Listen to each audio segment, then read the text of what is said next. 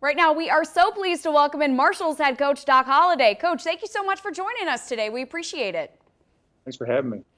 So I want to start with defense. Last year, you had one of the best defenses in the conference, gave up less than 20 points a game. You've got 9 starters returning on that side of the ball. So what are your expectations on the defense this year?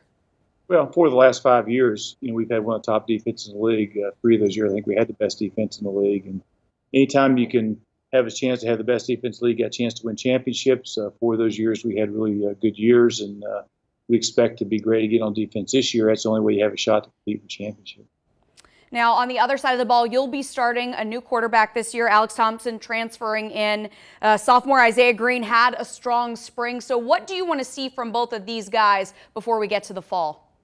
Well, you just want to get to a point that somebody separates. One of them separates. I like both those guys, along with Garrett Morrell, are talented young players. That this year with the new schedule, as far as number of practices are concerned, somebody's going to have to separate pretty early. So, everywhere I've ever been, we've had tremendous football teams, whether it's Florida win a national championship or wherever it was. That quarter, if you think you have 2 quarterbacks, chances are you don't have any. So, that being said, early on in the fall camp, you'd like to see one of those guys separate and take the job.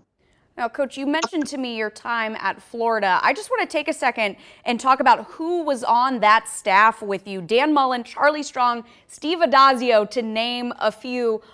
Did you all know that that was a really special staff? Did you say, well, those are head coaches, I'm a head coach, these guys are going to go on to do something great, or was it just business as usual? Well, when you work for Urban Meyer, it's business as usual.